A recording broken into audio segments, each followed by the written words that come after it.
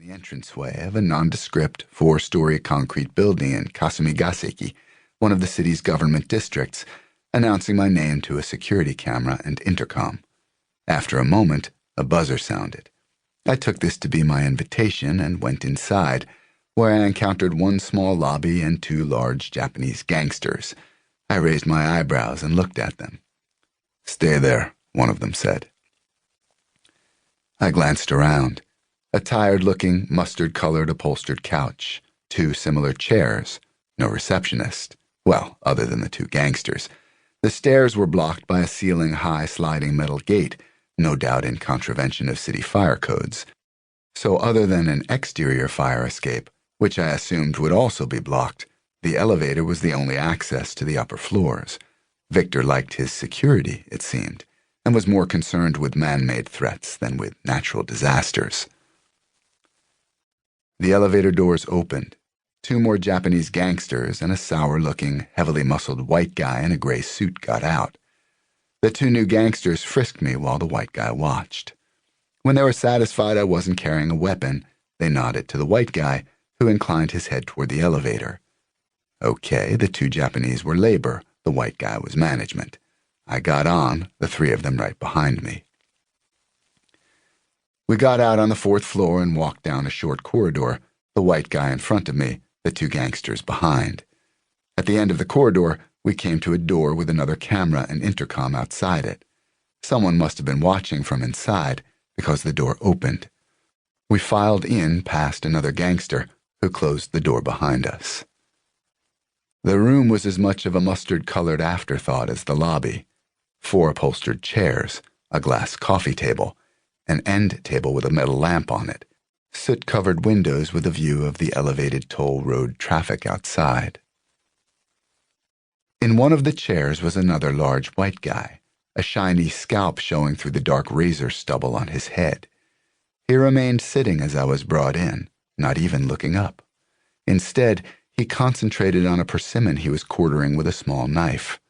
The other men watched him, apparently afraid to do anything to get his attention, not even a cough or cleared throat.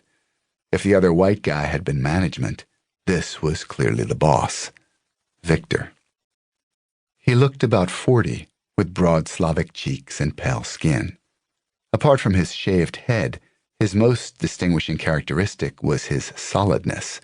I estimated a little short of 6 feet and in the neighborhood of 230 pounds.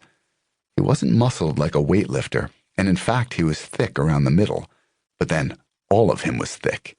His arms, his chest, his neck, even his fingers. His nose was flattened like a boxer's, and there was a heavy scar running from the left side of his forehead down to his cheek. Whatever had caused it, he was lucky not to have lost an eye when it happened.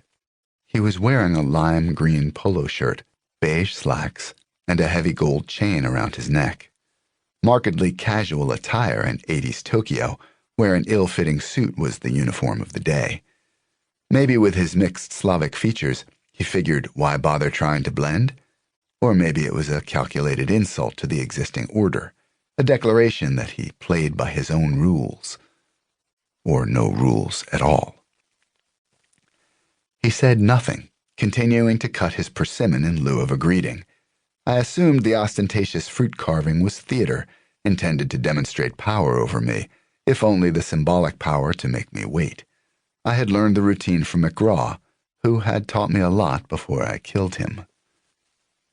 Or maybe he just wanted me to know he was good with a knife. But I'd spent a decade in the Philippines, where I worked with men who had grown up with knives, who from not much past infancy were drilled in Kali, and who had more real-world experience killing with knives than any sane person would ever want. If Victor hoped to impress me with his edged weapon skills, he was going to have to do more than take on a piece of fruit. Only after he had cut each persimmon quarter into several smaller pieces did Victor finally ease back in his chair and look at me. His eyes were my first glimpse of the Asian ancestry Miyamoto had mentioned. They were muddy brown, with prominent epicanthic folds. His nose, too, in addition to having been flattened and spread, most likely by repeated breaks, was set low enough on his face to suggest Asian parentage. "So you are a famous tough guy," he said in Russian-accented English.